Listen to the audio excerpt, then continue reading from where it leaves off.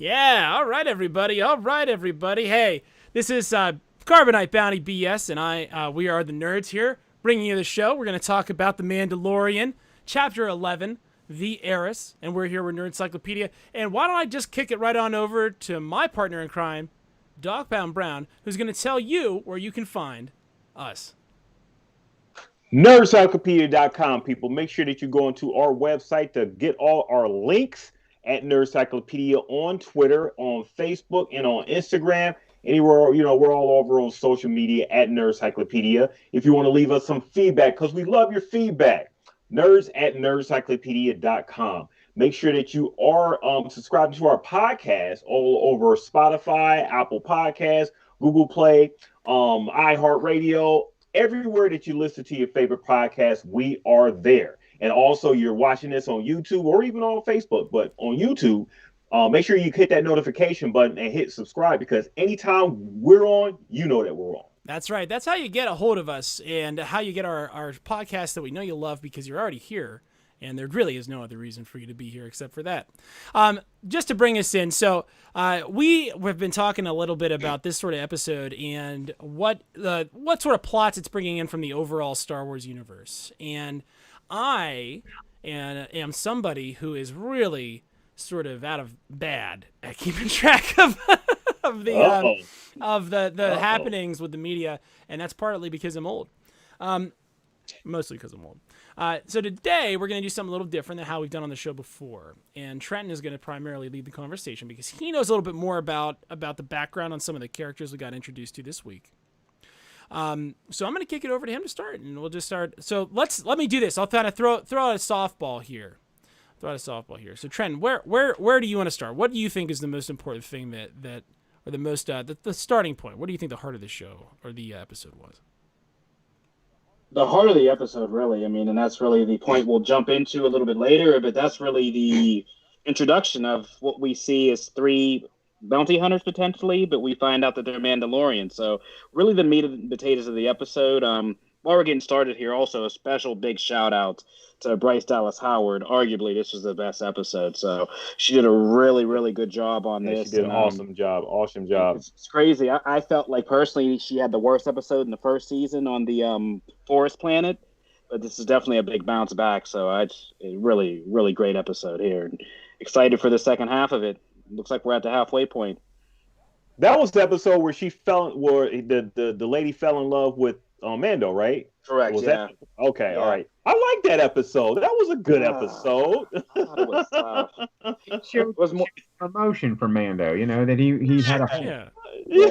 The first time we saw his helmet off, somewhat, right? Yeah. We found out that that I remember we have classic Star Wars fans talking about like what they thought about all the different characters, and they would always argue about whether or not someone was a robot, right? Whether the stormtroopers are robots or Boba Fett was a robot. So that's kind of neat stuff there for sure. I love Ken bringing the emotion into it. That's sort of Ken's job on this show, is to do that and to bring that sort of stuff in. There's a lot of heart. Yeah, he's the guy with a big heart, right? Loves a chop.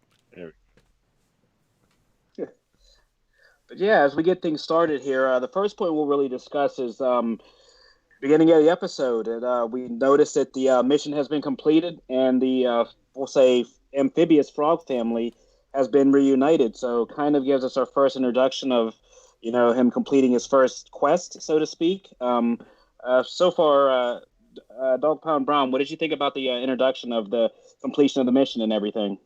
I thought it was a cool introduction. I mean, it was basically a completion of what came before, and leading us on this next mission, basically, or what's about to happen next.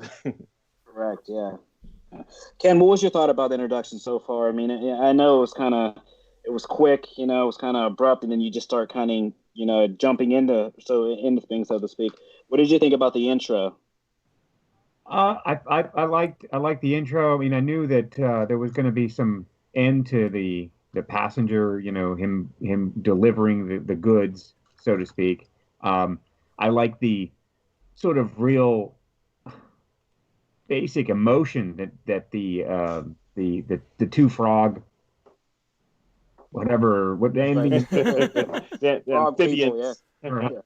and the husband like came out and it was a nice scene, and they had the baby, so they're gonna procreate the babies.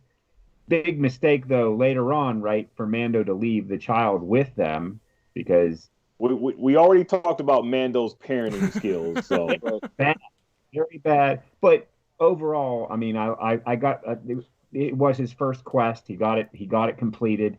Well, that's the first quest we've seen anyway, series. But I liked it and tons of cool stuff. I mean, Akbars. I forget what that was, but Akbars everywhere and no traps. I mean, it was very. They're really getting to the heart of the classic Star Wars feel, like the way things really felt. So yeah, I mean, they got to keep it going. Definitely.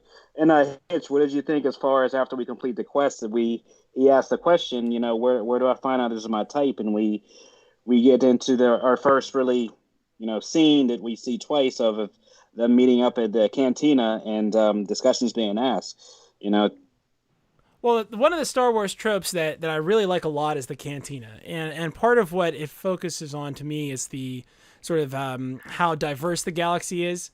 And we have such a great array of the characters in this cantina scene, including a Killick. There's that praying mantis sort of thing is called a Killick. And that's a big thing from the Legends mythology. So I was super excited to see that. Interesting thing about that species is they're not allowed to use the pronoun I. They consider it presumptuous because it means I assume everybody knows my name, right? Weird thing. That's from X-Wing. Like I said, please give me an X-Wing series. I also like the idea that Mando's ship is sort of known as like obviously a hunk of junk, and when it just sort of crashes and teeters over into the ocean, I just love how that brings it just makes Mando not this all-powerful sort of Jedi, right? He has weaknesses and he has like a budget. He's got to deal with costs. I gave you 1,000 credits. Yeah, right. I gave you 1,000. And this is all I get. And I also like the Admiral Akbars are called Mon Calamari, and you expect to see them on a water planet. And the squid guys are called Quarren, right? They live on the same planet as the Mon Calamari. They're from the same place, and they don't get along. Some cool stuff there for sure. That's X-Wing knowledge, and we need definitely, as he said, with Star Wars, please let's get that X-Wing series in there. One time I played Star Wars Trivial Pursuit in like 2004, and it was real competitive, and I lost on the last question, and it was because they were showing art, like concept, Lark McQuarrie concept art, and they were like, "What is this for?" And I said, "Oh, that's a battle droid," and the answer was Super Battle Droid. And I lost. And so I tell this story sometimes because I was molded by a very hot furnace, right? Like it wasn't just me. It was a bunch. It was a little coven of nerds. So thanks to Justin and the rest of the Wheeling West Virginia nerd crew for making me have to know that stuff to survive. Appreciate it. Making him what he is now today. Twisted and evil, more machine now than man. There we go. So after we lead into the first part, we really start getting into the meat and potatoes. And that's really Din Djarin finally getting a hold of somebody that has a contact. But before we get to the contact, obviously we run into a little conflict. As far as the conflict that happened, he's been double-crossed again. So I guess a flaw in his character would be a little too trusting of people, but obviously in these circumstances, in these times, he has to go with what he has. So we've noticed him and a child or in another interaction, which it's almost a death scene, another Kraken or whatever we call the sea creature of this one, but kind of thrown into the pits. And as far as this, Ken, what did you think of the introduction? Because I know when he went under, I had no clue that this is how it was going to happen. As far as the introduction of the rest of you, the next of your kind, the next of your kin, we'll say. I love it. It kept the whole like Western cliffhanger type of conflict, and then here come the rescuers out of nowhere. And wasn't that a Sarlacc? Isn't that what that was? I thought it was a Sarlacc, not sure. I thought he said that, you got to see one of these eating. That's when, hey, come on over here. But anyway, I mean, it was a great surprise. Like out of nowhere, here come these three bounty hunters. I guess we're calling them Mandalorians, even though they're not really Mandalorians, but they definitely.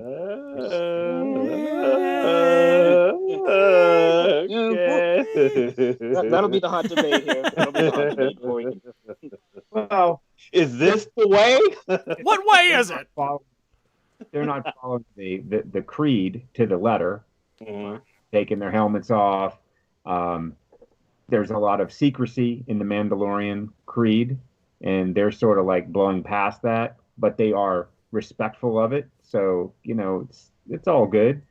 I think they'll all hook up again in future episodes, like for sure, right? Even though he didn't go with them, but I think he's on his own mission, and he's been given away to go, and I think he'll meet up with them later.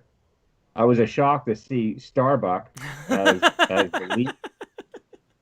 Gotta love Yes. Starbuck. Yes. Gotta love Starbuck. Her helmet off, Starbuck. Okay, that's great. But yeah, I mean, I like that. I like the whole scene and the child again in peril and getting saved, and the poor little guy, and everyone's gonna love that. Yeah, there's carriers gone, so I don't know what's going to happen now. There's no baby carrier anymore, so He'll get him. nice. Right. So as far as this Dog Pound, we get the introduction of a character known as Bo-Katan and two other, I guess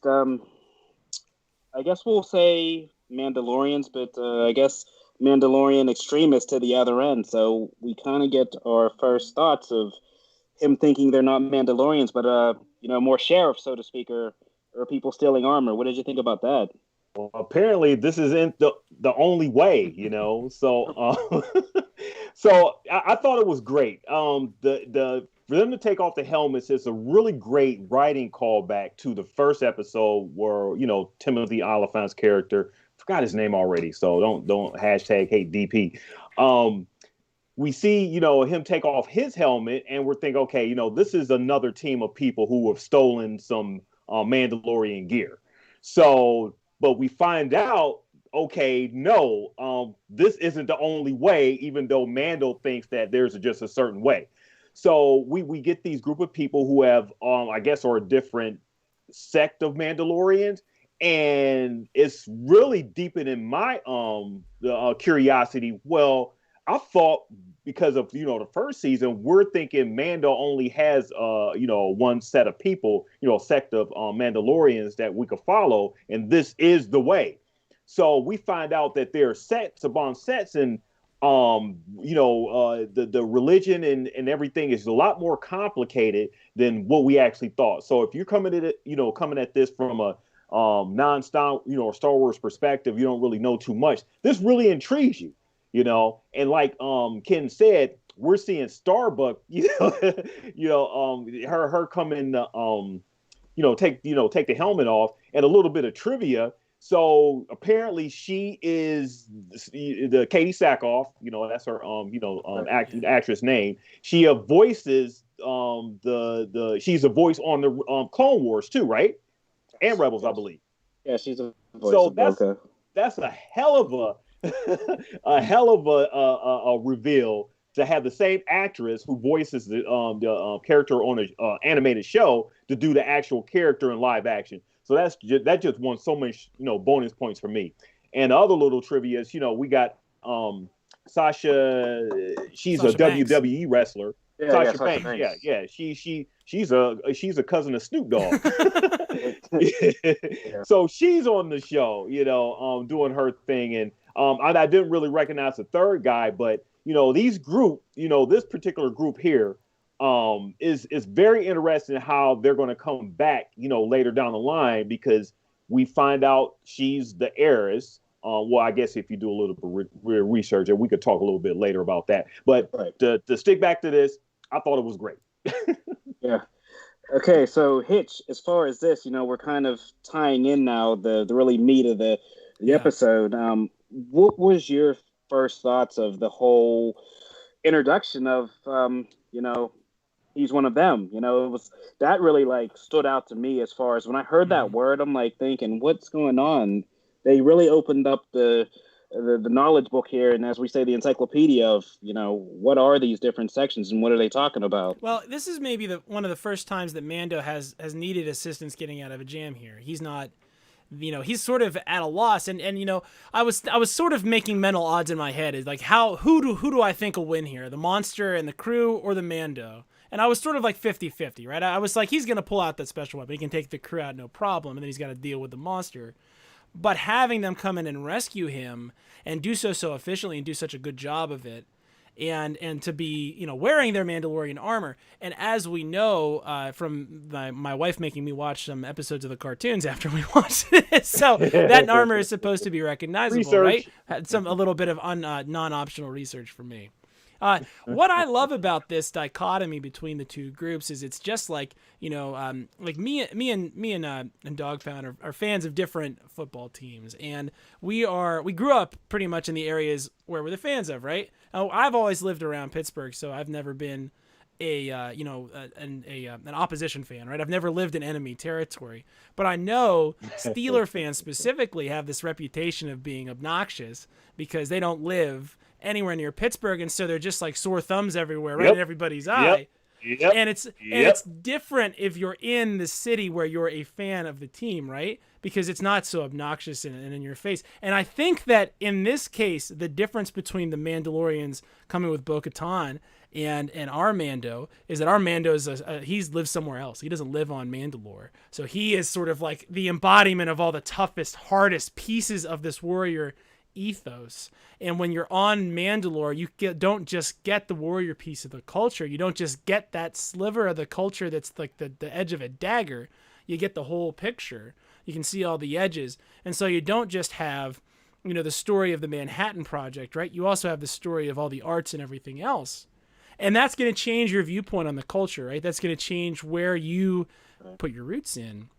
And that dichotomy is interesting because as bo-katan says, she is a Mandalorian by like birthright citizenship, and our Mando is a Mandalorian by sort of cultural adoption.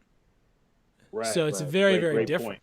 Great It's point. interesting. Great But point. I love that they found a way to put, you know, the child at a risk that was credible, which is hard to do for them, right? Because, you know, we all know Right. this, and this is the plot armor thing, right? They will never kill the child. The child will not die accidentally at any point. He will not die in a car crash. He will not get, like, you know, he's not going to fall in the ice by himself and die. It's going to be something direct, and it should be, right? Because you don't want to see a story where you do all this stuff and then there's, you know, oh well, we'll just move on, right? So Okay, big question. Would you call this a plot hole to make up for the fact that on the cartoons, you have the Mandalorian taking off their helmets, and then in the show, you know, him not taking off the helmet as a way to, you know, just make up for the fact that, okay, well, we need a reason to get his helmet off. So let's try to connect these two shows, you know. I mean, it all fits as far as like the history and everything. I totally understand that, but it just seems to me in a little bit, okay, we need to find a way to get his helmet off in the future. Right. And I mean, that kind of ties back into the thing that we found out, you know, reading outside of this is some kind of, I guess, Pedro Pascal issue that he had an issue with not doing more scenes with his helmet off. But, you know, like I said, I don't know as far as him reading the script if he was really a Star Wars fan. But, you know, as we're alluding to now, he was known as a part of the Watch, which is really, I guess, an extremist group of Mandalorians who left Mandalore, but they were more ancient Mandalorians who felt that you should not take your helmet off at any point. Children of the Watch, right? There was the Watch. They were known as Death Watch. The Children of the Watch were the foundlings, so the youngest sect of the Watch. Okay.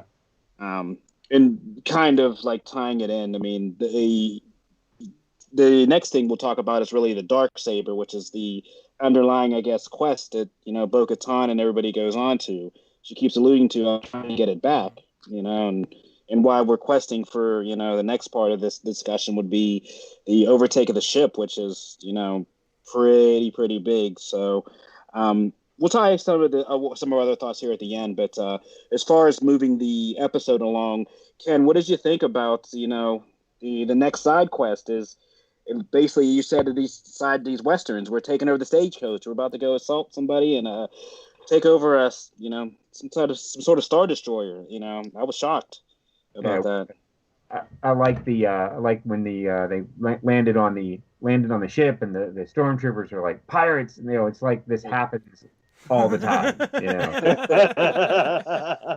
They're like, oh no, we're all gonna die now because there's pirates on our ship, and this is and you find out later that they are the ones that have been doing this to the new empire for however long, for months and months and months. These are the sore thumb of the splinter in the empire's butt, so to speak.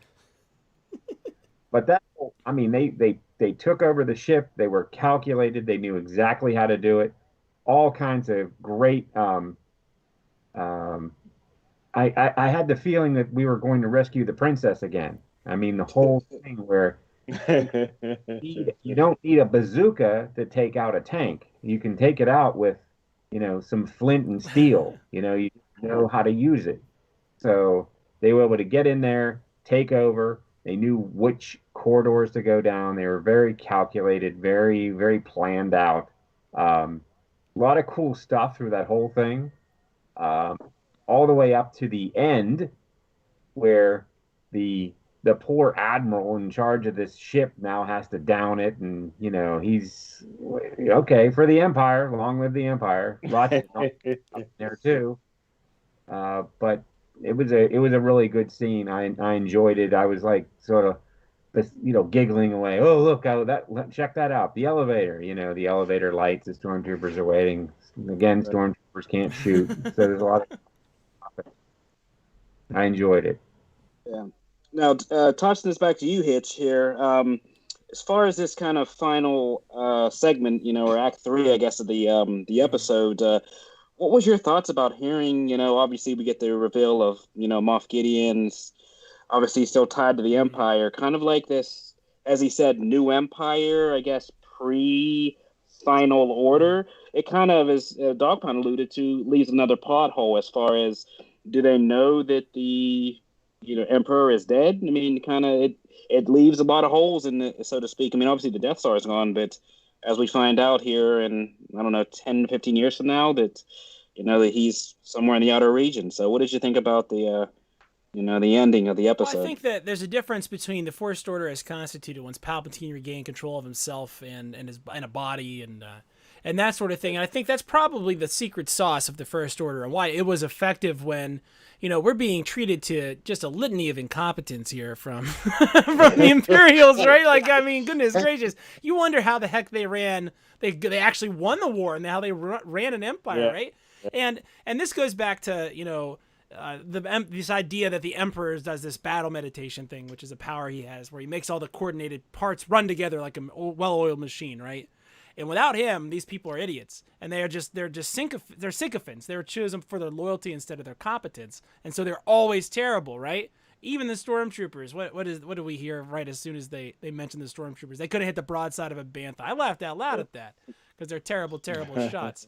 One thing that I loved about this heist, and I like that we get sort of the heist of the week, right? I've always said that I enjoy that about this show. It's a Western, and it's really cool. I liked how they used the sort of the geometry of an escaping plane to really make some of the actual plot elements sing. I liked how they sucked everybody out the back of the plane when they were all faced vertically, and how the gravity system failed as soon as they got sucked out. The idea that they got trapped in with the controls was really funny. A lot of really interesting subversions, and of course, we get our Hail Hydra moment at the end, which I always think is funny. Well, if you're just going to commit suicide, Right. They didn't say they were going to torture you, right? What's the difference? I always enjoy it when we get a little action sequence and there's a little bit of, is he going to leave, right? And here's the thing. Right. If he leaves, is the child not better off? Does the child need to get back to the Jedi, or would the child be happy with these lizard people? Obviously an easy food source. Got to be happy about that, right? So, this is the sort of thing that the Mandalorian does really well, where it can inject this action sequence, but we already know the stakes of the action sequence, and we already know why we want Bo-Katan to win this interaction, right? There's not a lot of ambiguity for us. We know that she's honorable, at least good enough. We're happy that she ends up with the ship. So it's some good stuff there. Right. I think it's a really great way to sort of bring in this sort of showcase of what are the Mandalorian's abilities, right? What can the Mandalorian do? What can't the Mandalorian do? Because when you are a living Swiss Army knife, your abilities essentially limit and implicate the plot. You know what I mean? So we have to know that stuff. So it's always nice to get a showcase in an episode like this, as an action sequence. It's always great to see the Mando in action. I enjoyed it heartily. Right. Dog pound. What was you saying? Go ahead. I said I was just happy to see Titus Welliver. You know, he's my one of my favorite actors from Lost. The Men in Black. Doing his favorite facial expressions and everything as the Imperial Captain. So that was a good pleasure to see. I wish he was in more stuff, Star Wars related. So we could just see the way he looks. Mm-hmm. So it was a really good and to have a team up episode. We had a team up episode with the Mando last season and and everything. When he went to where did he go to? He went to that ship to you guys know what I'm talking about. It was like episodes. The prison. Yeah, he went to the prison. To get her, the brother off the ship. So we get another team up, episode basically on a stagecoach heist, like you guys have just said, and it's great to see when Mando teams up with other, like-minded folks, I guess if you want to call it, but just since we just see him solo all the time, doing his thing, to have him team up with other, other people, it's a really good thing just to see how he reacts and how he adjusts himself. Based on those facts. So that was a really good thing to see, doing a whole stagecoach heist. And, Dog Pound, I wanted to bring this up too. Thank you for reminding me of this. I talk about this show as a Western every single week, and it's awesome to see them bringing cast members of Deadwood into the picture, right? Because Titus plays Silas in Deadwood, and if you have not seen Deadwood, it is the second best Western I've seen in the last 15 years after The Mandalorian. Second best Western. Cool. Yeah, so as we start kind of building this giant puzzle that they've kind of dropped in this episode, we obviously get the end reveal that she has her Jedi contact on a far planet known as Corvus, and that name alludes to the character of the Jedi known as Ahsoka Tano. Big thing I pulled out of the ending is they did the name drop and everything. As far as this is, she mentions wanting the Darksaber and getting that back. But the big thing, that a lot of people forget is the Darksaber is only one in combat. I was just trying to trace this as an episode in my mind, tying back to some of the other series.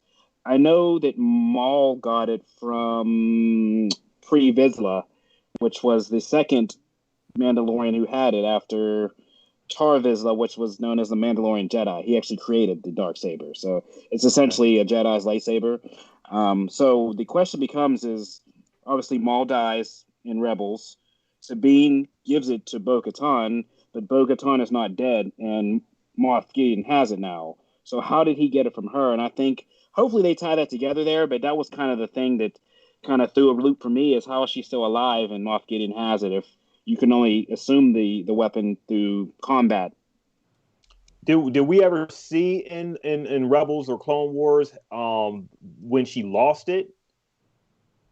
No. Did we? So okay. So that's just been implied. Yeah, it's implied. When Moff Gideon has it, and she says she wants her weapon back. So it's known in Star Wars lore that the only way to get it is by death by combat. So you assume the weapon by killing the competitor. So that's how Maul got it from Pre Vizsla. He killed him in combat. So yeah, I see. Starbuck can have her own series. So they could take this sect of Mandalorian and actually have it separate from the Correct. Mandalorian and actually do their own series just with with that. I mean, that's what makes this whole thing just so great, and it opens up. It actually really was a really good episode for me because it opens up something other than the child, to deal with. This is a whole thing that's just separate from the actual, from the child and the quest. Where remember last episode I was talking about, okay, is there anything more than just a child that we're going to deal with the Mandalorian? And here I got my answer.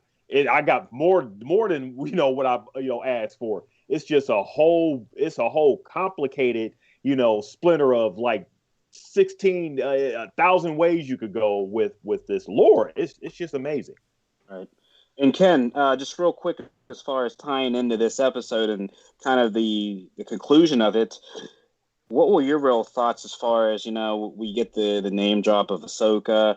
It was just, what do you, as Dog Pound just said, what do you think that they're looking to do here? Obviously, they've kind of pre-confirmed the season 3, but as Dog Pound said, I mean, we don't have to follow Din anymore. We can go with Bo-Katan and them and see if they were to do a season 4, resieging Mandalore. What are your thoughts about as far as kind of the way they hit the fork in the road, so to speak? Well, I think that they would, like DP said, I think they could do a separate show. I don't think they're going to mess with this line that we have going on here. I think this is going to be Mando and the child, and the ultimate goal is to deliver this child back to the Jedi. I mean, whatever else happens, but I think they're going to do that on a set, unless they bring it around somehow. Like somehow those 3 come back and help Mando complete the mission. But I think they've got enough meat here to really carry out the story. I mean, I think a separate story, a separate series would be the way to go. I think personally. Yeah, don't get me wrong. When I say they could have their own show, they definitely could have their own show. Not to say that they should, because I love seeing Mando and the child, and this sect of the Mandalorian. But I'm just excited because it's just it's a lot of ways they can go. Well, let's not downplay the idea that there should be that this series should spawn 100 spin-offs that are awesome, right? As many as possible, just like the frog lady and her eggs, right? We have a better shot if there are 15 Star Wars series pumping 10 episodes a year out like this, and we have a better shot of getting more Star Wars. That's all I got to say about that. Hey, more Star Wars, and go ahead, Ken. Well, and then what I was going to say is just as the Razor Crest jetted off, and that little piece was floating around there. I mean, give that man a new ship. Within the next 2 episodes, I want to see him in a, maybe not Slave One, but something similar to that. Cross the Falcon with Slave One, but he needs a new ship. That ship is done. Over. Spent a lot of money, still couldn't get it fixed.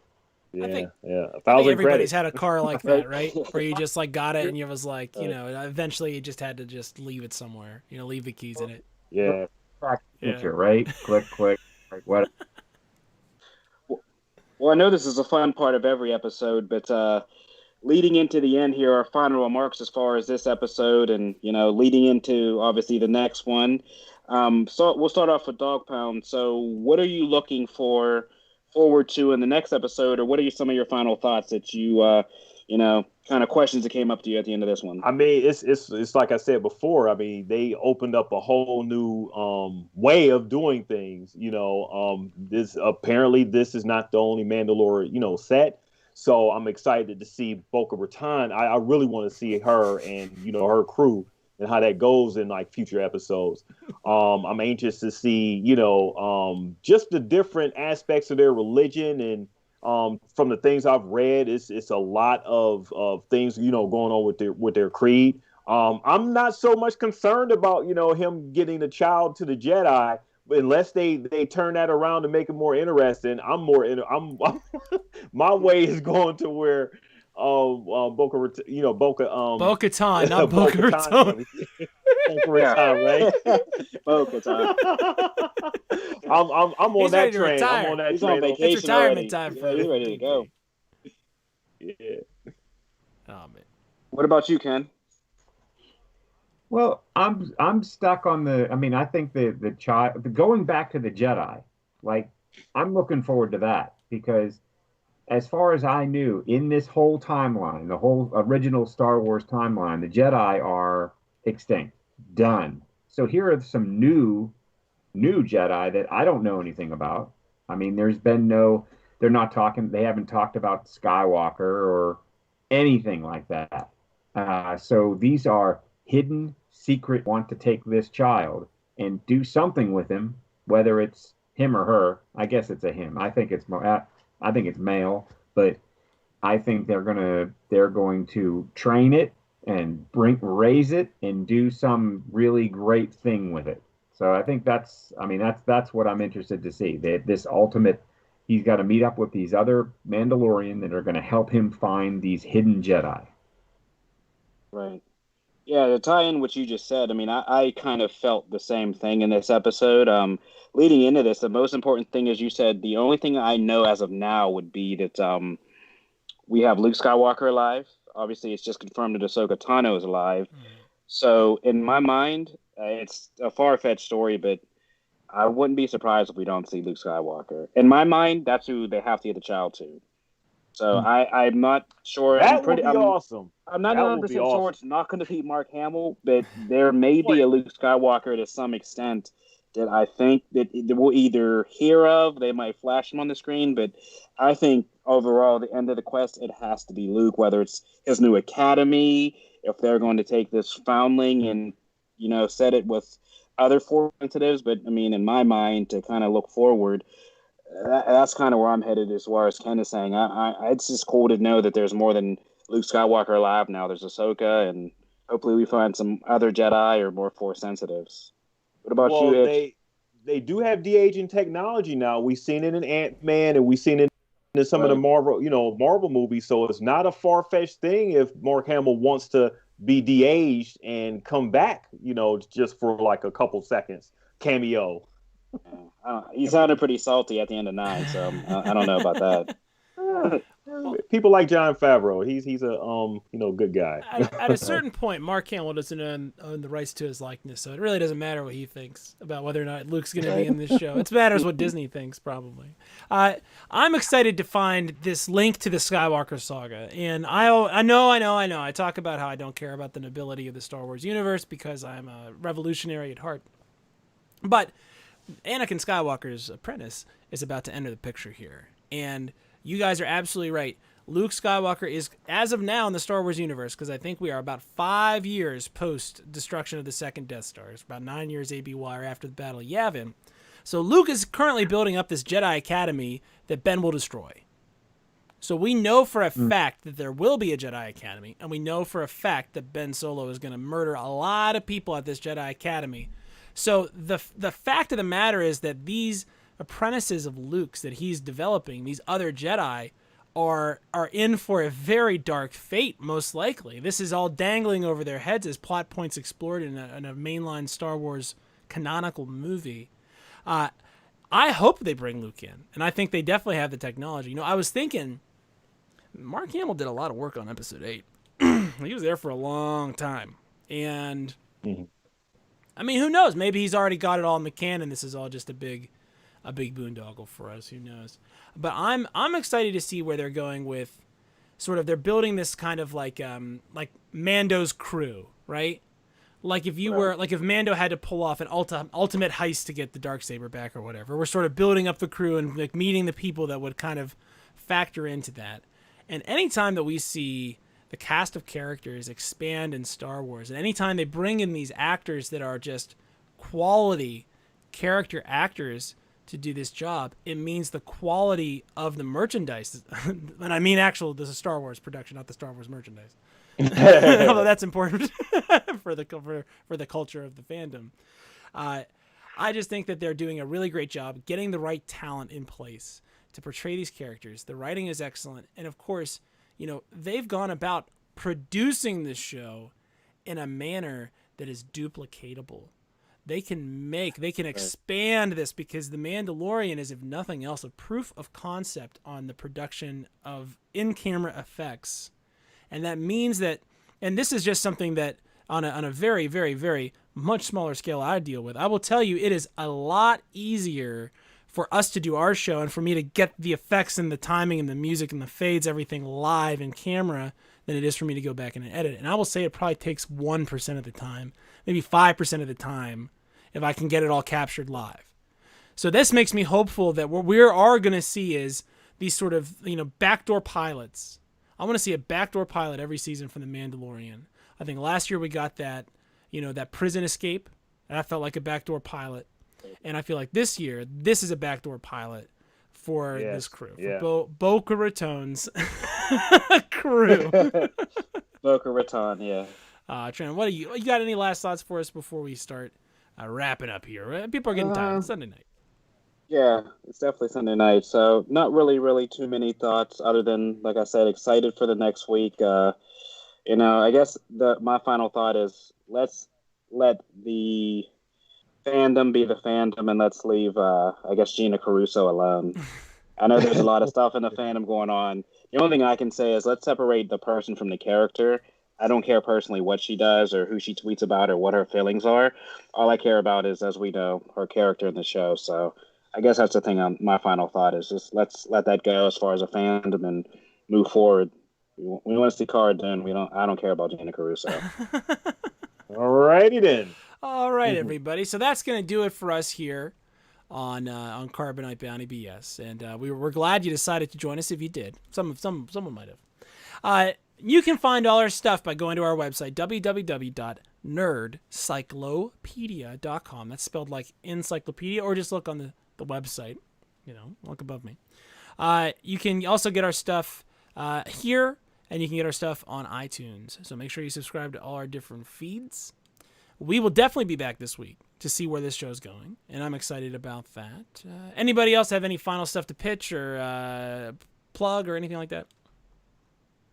I've got a new Kickstarter coming up soon, so make sure you guys check out my Theme of Thieves. I am the writer of the Theme of Thieves, and I got Dan Ekus of Odyssey fame, doing the artwork. So very excited about my Kickstarter coming up November 25th. Definitely check that out. Dan's a friend of the show. He's been on our show before. We had a really great conversation with him around Watchmen and the comic book industry. I've checked out the script, and I've seen the proof pages you've gotten together so far, DP. Story is excellent. I think everyone ought to check that out. thethemeofthieves.com. I'm sorry. Hey, it's cool. themeofthieves.com. All right, so there you DP, go. This is the most important part of the whole show. So it's cool. You can, that's what I mean. We want to get people's eyeballs on this stuff. There we go. All right, so that's all I got right now, and I'm just tickled pink that we got such a great episode this week, and I think everybody sort of agrees. And like we always say here on Carbonite Bounty BS, we're glad you joined us, and hey, we'll see you next week. This is the way. Catch you soon. This is the way. This is the way.